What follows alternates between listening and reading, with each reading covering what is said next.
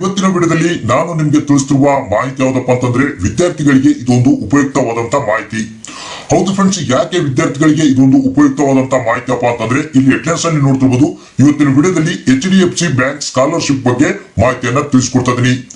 ಅಂದ್ರೆ ಈ ಒಂದು HDFC ಬ್ಯಾಂಕ್ ಸ್ಕಾಲರ್ಶಿಪ್ ಗೆ ಯಾರು ಅರ್ಜಿಯನ್ನ ಸಲ್ಲಿಸ್ತಾರೆ ಅಂತ ವಿದ್ಯಾರ್ಥಿಗಳಿಗೆ 1 ವರ್ಷಕ್ಕೆ 35,000ದಿಂದ ಹಿಡಿದು 75,000ವರೆಗೆ ಉಚಿತವಾದಂತಹ ಸ್ಕಾಲರ್ಶಿಪ್ ಅನ್ನ ಪಡಿಬಹುದು. ಹಾಗಾದ್ರೆ ಯಾವ ರೀತಿ ಈ ಒಂದು HDFC ಬ್ಯಾಂಕ್ ಸ್ಕಾಲರ್ಶಿಪ್ ಗೆ ಆನ್ಲೈನ್ ಮುಖಾಂತರ ಅರ್ಜಿಯನ್ನ ಸಲ್ಲಿಸಬಹುದು, ಮತ್ತೆ ಯಾವ್ಯಾವ ವಿದ್ಯಾರ್ಥಿಗಳಿಗೆ ಯಾವ್ಯಾವ ತರಗತಿಗೆ ಎಷ್ಟೆಷ್ಟು ಸ್ಕಾಲರ್ಶಿಪ್ ಅನ್ನ ನೀಡಲಾಗುತ್ತೆ, ಮತ್ತೆ ವಿದ್ಯಾರ್ಥಿಗಳ ಹತ್ರ ಯಾವ್ಯಾವ ಡಾಕ್ಯುಮೆಂಟ್ಗಳು ಇರಬೇಕಾಗುತ್ತೆ, ಮತ್ತೆ ಅರ್ಜಿಯನ್ನ ಸಲ್ಲಿಸಬೇಕಾದ್ರೆ ವಿದ್ಯಾರ್ಥಿಯ ಕುಟುಂಬದ ವಾರ್ಷಿಕ ವರಮಾನ ಎಷ್ಟು ಇರಬೇಕಾಗುತ್ತೆ ಅನ್ನೋದ್ರ ಬಗ್ಗೆ ಸಂಪೂರ್ಣವಾದಂತ ಡೀಟೇಲ್ಸ್ ನಿಮ್ಗೆ ತಿಳಿಸ್ಕೊಡ್ತೀನಿ. ಅಂದ್ರೆ ಈ ಒಂದು HDFC ಬ್ಯಾಂಕ್ ಸ್ಕಾಲರ್ಶಿಪ್ ಗೆ ನೀವು ಅರ್ಜಿಯನ್ನ ಸಲ್ಲಿಸೋಕೆ ಈಗ ಆಲ್ರೆಡಿ ಸ್ಟಾರ್ಟ್ ಆಗಿದೆ. ಇದರ ಒಂದು ಕೊನೆಯ ದಿನಾಂಕ ಬಂದು ಇದೇ ತಿಂಗಳ 31 ಏನಿರುತ್ತೆ ಲಾಸ್ಟ್ ಡೇಟ್ ಆಗಿರುತ್ತೆ. ಅಂದ್ರೆ ಈ ತಿಂಗಳ 31ನೇ ತಾರೀಕು ಒಳಗಡೆಗಾಗಿ ನೀವು ಆನ್ಲೈನ್ ಮುಖಾಂತರ ಅರ್ಜಿಯನ್ನ ಸಲ್ಲಿಸಿ ಈ ಒಂದು ಉಚಿತವಾದಂತಹ ಸ್ಕಾಲರ್ಶಿಪ್ ಅನ್ನ ಪಡಿಬಹುದು. ಅಂದ್ರೆ ಇಲ್ಲಿ HDFC ಬ್ಯಾಂಕ್ ಸ್ಕಾಲರ್ಶಿಪ್ ಏನಿದೆ, ಈ ಒಂದು ಸ್ಕಾಲರ್ಶಿಪ್ ಗೆ ಅರ್ಜಿಯನ್ನ ಸಲ್ಲಿಸೋಕೆ 6ನೇ ತರಗತಿಯಿಂದ ಓದ್ತಿರುವಂತಹ ವಿದ್ಯಾರ್ಥಿಗಳಿಂದ ಹಿಡಿದು ನಿಮ್ಗೆ ಏನು ಸ್ನಾತಕೋತ್ತರ ಪದವಿಯನ್ನ ಮಾಡ್ತಿರ್ತಾರೆ ಅಲ್ಲಿವರೆಗೆ ಎಲ್ಲಾ ವಿದ್ಯಾರ್ಥಿಗಳು ಈ ಒಂದು HDFC ಬ್ಯಾಂಕ್ ಸ್ಕಾಲರ್ಶಿಪ್ ಗೆ ಅರ್ಜಿಯನ್ನ ಸಲ್ಲಿಸಬಹುದು.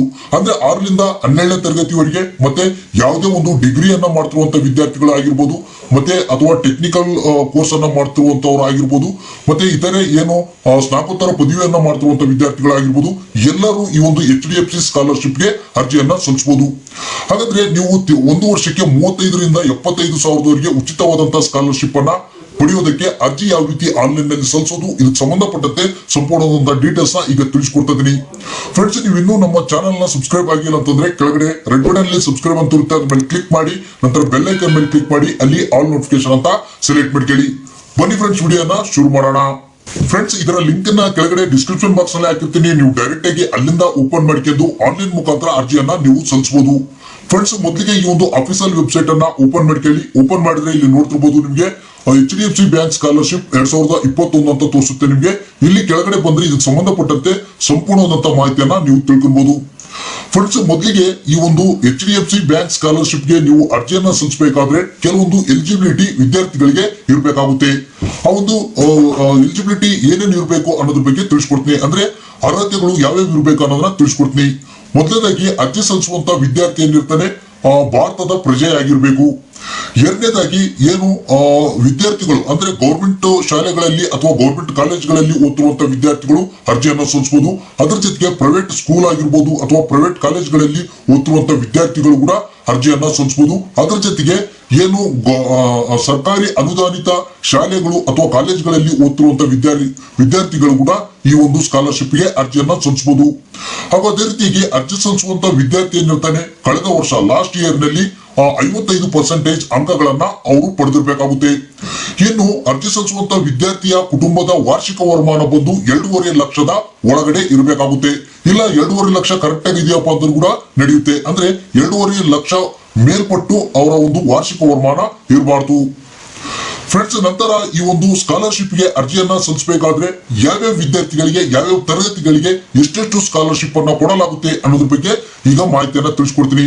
ಫ್ರೆಂಡ್ಸ್, ಇಲ್ಲಿ ನೋಡ್ತಿರ್ಬೋದು ಸ್ಕಾಲರ್ಶಿಪ್ ಅಮೌಂಟ್ ಅಂತ ಕೊಡಲಾಗಿದೆ. ಇಲ್ಲಿ ನೋಡ್ತಿರ್ಬೋದು ಅಂದ್ರೆ 6ನೇ ತರಗತಿಯಿಂದ ಓದ್ತಿರುವಂತಹ ವಿದ್ಯಾರ್ಥಿಗಳಿಂದ ಹಿಡಿದು 12ನೇ ತರಗತಿವರೆಗೆ ಓದ್ತಿರುವಂತಹ ವಿದ್ಯಾರ್ಥಿಗಳಿಗೆ 1 ವರ್ಷಕ್ಕೆ 35,000 ರೂಪಾಯಿ ಉಚಿತವಾದಂತಹ ಸ್ಕಾಲರ್ಶಿಪ್ ಅನ್ನ ನೀಡಲಾಗುತ್ತೆ. ಇನ್ನು ಎರಡನೇದಾಗಿ BA, BCom, MA, MCom ಮತ್ತೆ ಇತರೆ ವಿದ್ಯಾರ್ಥಿಗಳಿಗೆ ಇಲ್ಲಿ 1 ವರ್ಷಕ್ಕೆ 45,000 ರೂಪಾಯಿ ಉಚಿತವಾದಂತಹ ಸ್ಕಾಲರ್ಶಿಪ್ ಅನ್ನ ನೀಡಲಾಗುತ್ತೆ. ಇನ್ನು BBA, BTech, BCA, MBBS ಮತ್ತೆ MBA, MCA, MTech ಮತ್ತೆ ಇತ್ಯಾದಿ ಅಂದ್ರೆ ಇತರೆ ವಿದ್ಯಾರ್ಥಿಗಳಿಗೆ ಇಲ್ಲಿ 1 ವರ್ಷಕ್ಕೆ 75,000 ರೂಪಾಯಿ ಉಚಿತವಾದಂತಹ ಸ್ಕಾಲರ್ಶಿಪ್ ಅನ್ನ ನೀಡಲಾಗುತ್ತೆ. ಅದೇ ರೀತಿಯಾಗಿ ವಿದ್ಯಾರ್ಥಿಗಳು ಈ ಒಂದು HDFC ಬ್ಯಾಂಕ್ ಸ್ಕಾಲರ್ಶಿಪ್ ಗೆ ಅರ್ಜಿಯನ್ನ ಸಲ್ಲಿಸಬೇಕಾದ್ರೆ ಕೆಲವೊಂದು ದಾಖಲಾತಿಗಳನ್ನ ಹೊಂದಿರಬೇಕಾಗುತ್ತೆ. ಆ ಒಂದು ದಾಖಲಾತಿಗಳು ಯಾವ್ಯಾವ ಅನ್ನೋದನ್ನ ತಿಳಿಸ್ಕೊಡ್ತೀನಿ. ಇಲ್ಲಿ ನೋಡ್ತಿರ್ಬೋದು ನಿಮ್ಗೆ ವಿದ್ಯಾರ್ಥಿಯ ಪಾಸ್ಪೋರ್ಟ್ ಸೈಜ್ ಫೋಟೋ ಬೇಕಾಗುತ್ತೆ. ಆ ಒಂದು ಪಾಸ್ಪೋರ್ಟ್ ಸೈಜ್ ಫೋಟೋ ಬಂದು JPEG ಫಾರ್ಮೆಟ್ ನಲ್ಲಿ ಇರಬೇಕಾಗುತ್ತೆ. ಎರಡನೇದಾಗಿ ವಿದ್ಯಾರ್ಥಿಯ ಒಂದು ಆಧಾರ್ ಕಾರ್ಡ್ ಬೇಕಾಗುತ್ತೆ.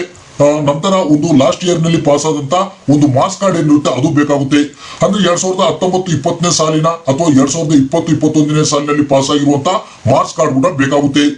ಅದ್ರ ಜೊತೆಗೆ ನಿಮ್ಗೆ ಒಂದು ಐಡೆಂಟಿ ಪ್ರೂಫ್ ಕೂಡ ಬೇಕಾಗುತ್ತೆ. ಐಡೆಂಟಿ ಪ್ರೂಫ್ ಅಂತಂದ್ರೆ ಆಧಾರ್ ಕಾರ್ಡ್ ಆಗಿರ್ಬೋದು, ಡ್ರೈವಿಂಗ್ ಲೈಸೆನ್ಸ್ ಆಗಿರ್ಬೋದು, ಇತರೆ ಒಂದು ID ಪ್ರೂಫ್ ತೋರಿಸುವಂತ ಒಂದು ಡಾಕ್ಯುಮೆಂಟ್ ನಿಮ್ಮ ಹತ್ರ ಇರಬೇಕಾಗುತ್ತೆ. ಇನ್ನು ಕಾಲೇಜಿಗೆ ಅಡ್ಮಿಷನ್ ಆದಂತ ಸಂದರ್ಭದಲ್ಲಿ ನಿಮ್ಗೆ ಏನ್ ಫೀ ಅನ್ನ ಕಟ್ಟಿರ್ತಾರ ಆ ಒಂದು ಫೀ ಕಟ್ಟಿರುವಂತ ಸ್ಲಿಪ್ ಕೂಡ ಇರಬೇಕಾಗುತ್ತೆ. ಇಲ್ಲಾಂದ್ರೆ ಬೋನೋಫೈಡ್ ಸರ್ಟಿಫಿಕೇಟ್ ಇದ್ರೂ ಕೂಡ ನಡೆಯುತ್ತೆ. ಅದ್ರ ಜೊತೆಗೆ ವಿದ್ಯಾರ್ಥಿಯ ಒಂದು ಬ್ಯಾಂಕ್ ಪಾಸ್ಬುಕ್ ಬೇಕಾಗುತ್ತೆ, ಅಥವಾ ಕ್ಯಾನ್ಸಲ್ ಚೆಕ್ ಏನಾದ್ರು ಇತ್ತಪ್ಪ ಅಂತಂದ್ರೆ ಅದು ಇದ್ರೂ ಕೂಡ ನಡೆಯುತ್ತೆ. ಇನ್ನು ಅದ್ರ ಜೊತೆಗೆ ನಿಮ್ಮ ಒಂದು ಇನ್ಕಮ್ ಸರ್ಟಿಫಿಕೇಟ್ ನಿಮ್ಮ ಹತ್ರ ಇರಬೇಕಾಗುತ್ತೆ.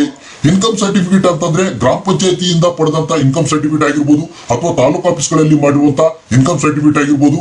ಮತ್ತೆ ಅದ್ರ ಜೊತೆಗೆ ಏನ್ ನಿಮ್ಗೆ ಕೋರ್ಟ್ ಅಫಿಡೇಟಿವ್ ಮುಖಾಂತರ ಮಾಡಿಸಿರ್ತಾರೆ ಇನ್ಕಮ್ ಸರ್ಟಿಫಿಕೇಟ್, ಆ ಒಂದು ಇನ್ಕಮ್ ಸರ್ಟಿಫಿಕೇಟ್ ಅದು ಕೂಡ ನಡೆಯುತ್ತೆ. ಯಾವ್ದಾದ್ರು ಒಂದು ಇನ್ಕಮ್ ಸರ್ಟಿಫಿಕೇಟ್ ನಿಮ್ಮ ಹತ್ರ ಇರಬೇಕಾಗುತ್ತೆ. ಇಷ್ಟು ಡಾಕ್ಯುಮೆಂಟ್ಗಳು ಇತ್ತಪ್ಪ ಅಂತಂದ್ರೆ ಈ ಒಂದು HDFC ಬ್ಯಾಂಕ್ ಸ್ಕಾಲರ್ಶಿಪ್ಗೆ ನೀವು ಅರ್ಜಿಯನ್ನ ಸಲ್ಲಿಸಬಹುದು.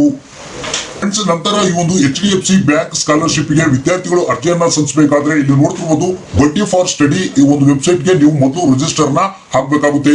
ಇದರ ಲಿಂಕ್ ನ ಕೆಳಗಡೆ ಡಿಸ್ಕ್ರಿಪ್ಷನ್ ಬಾಕ್ಸ್ ಅಲ್ಲಿ ಹಾಕಿರ್ತೀನಿ. ನೀವು ಡೈರೆಕ್ಟ್ ಆಗಿ ಅಲ್ಲಿಂದ ಓಪನ್ ಮಾಡ್ಕೊಂಡು ಮೊದಲು ರಿಜಿಸ್ಟ್ರೇಷನ್ ನ ಮಾಡ್ಕೊಳ್ಬೇಕಾಗುತ್ತೆ.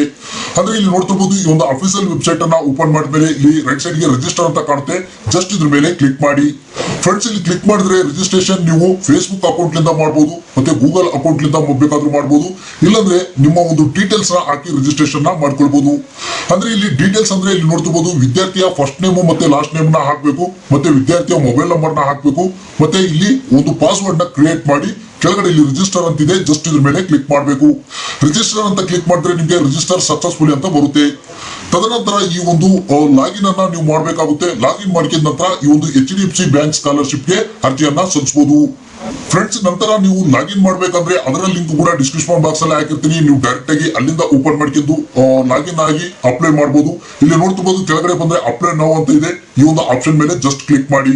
ನಂತರ ಇಲ್ಲಿ ಮತ್ತೆ ಅಪ್ಲೈ ನೌ ಅಂತ ಬರುತ್ತೆ, ಜಸ್ಟ್ ಅದ್ರ ಮೇಲೆ ಕ್ಲಿಕ್ ಮಾಡಬೇಕು. ನಂತರ ನೀವು ಏನು ಯಾವ ಅಕೌಂಟ್ ಲಿಂದ ಒಂದು ರಿಜಿಸ್ಟರ್ ನ ಮಾಡ್ಕೊಂಡಿರ್ತೀರಾ ಅದರಿಂದ ನೀವು ಲಾಗಿನ್ ಆಗಬೇಕು. ಫ್ರೆಂಡ್ಸ್, ನಂತರ ಲಾಗಿನ್ ಸಕ್ಸಸ್ಫುಲಿ ಅಂತ ಬರುತ್ತೆ. ನಿಮ್ಗೆ ಜಸ್ಟ್ ಓಕೆ ಅಂತ ನೀವು ಕ್ಲಿಕ್ ಮಾಡಿ. ಓಕೆ ಅಂತ ಕ್ಲಿಕ್ ಮಾಡಿದ್ಮೇಲೆ ಇಲ್ಲಿ ಲಾಗಿನ್ ಆದ್ಮೇಲೆ ಯಾವ ರೀತಿ ಸ್ಕಾಲರ್ಶಿಪ್ಗೆ ಅಪ್ಲೈ ಮಾಡ್ಬೇಕನ್ನೋದನ್ನ ತೋರಿಸ್ಕೊಡ್ತೀನಿ. ನಂತರ ಇಲ್ಲಿ ನೋಡ್ತಿರ್ಬೋದು ಸ್ಟಾರ್ಟ್ ಅಪ್ಲಿಕೇಶನ್ ಅಂತ ಬರುತ್ತೆ. ಇಲ್ಲಿ ರೈಟ್ ಸೈಡ್ ನೋಡ್ತಿರ್ಬೋದು ಜಸ್ಟ್ ಇದ್ರ ಮೇಲೆ ಕ್ಲಿಕ್ ಮಾಡಬೇಕು. ಇದ್ರ ಮೇಲೆ ಕ್ಲಿಕ್ ಮಾಡಿದ್ಮೇಲೆ ಇಲ್ಲಿ ನೋಡ್ತಿರ್ಬೋದು ನಿಮ್ಗೆ ಕೆಲವೊಂದು ಡೀಟೇಲ್ಸ್ ಗಳನ್ನ ನೀವು ಕೊಡಬೇಕು. ಅಂದ್ರೆ ನಿಮ್ಗೆ ಮೊದಲಿಗೆ ಇಲ್ಲಿ ನೋಡ್ತಿರ್ಬೋದು ಸ್ಟೂಡೆಂಟ್ ಪರ್ಸನಲ್ ಡೀಟೇಲ್ಸ್ ಅಂತ ಕೇಳುತ್ತೆ.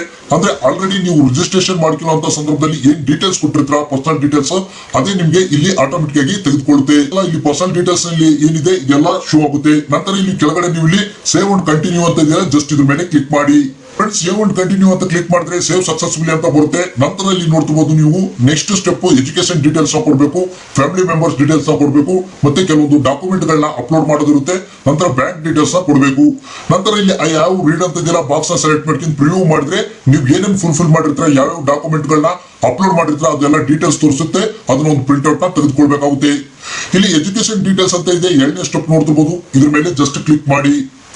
ಫ್ರೆಂಡ್ಸ್, ಎಜುಕೇಶನ್ ಡೀಟೇಲ್ಸ್ ನಲ್ಲಿ ನಿಮ್ಗೆ ಏನ್ ಎಜುಕೇಶನ್ ಮಾಡ್ತಾ ಇದ್ರೆ ಅನ್ನೋದನ್ನ ಇಲ್ಲಿ ನೋಡ್ತಿರ್ಬೋದು.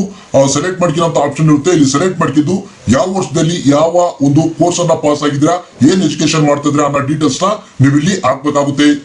ಫ್ರೆಂಡ್ಸ್, ನಂತರ ಇಲ್ಲಿ ನಿಮ್ಗೆ ಕೆಳಗಡೆ ಬಂದ್ರೆ ಫ್ಯಾಮಿಲಿ ಮೆಂಬರ್ಸ್ ಅಂತ ಕೇಳುತ್ತೆ. ಜಸ್ಟ್ ಅದ್ರ ಮೇಲೆ ಕ್ಲಿಕ್ ಮಾಡಿ.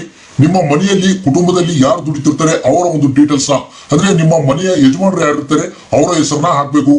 ಅಂದ್ರೆ ಇಲ್ಲಿ ನಾನು ಫಾದರ್ ಅಂತ ಸೆಲೆಕ್ಟ್ ಮಾಡ್ಕೊಂಡಿದ್ದೀನಿ, ನೀವು ಕೂಡ ನೀವು ಸೆಲೆಕ್ಟ್ ಮಾಡ್ಕೊಬಹುದು. ಇಲ್ಲಿ ಸೆಲೆಕ್ಟ್ ಮಾಡ್ಕೊಂಡು ಯಾರು ಫ್ಯಾಮಿಲಿ ಮೆಂಬರ್ಸ್ ಡೀಟೇಲ್ಸ್ ನ ಹಾಕ್ಬೇಕು.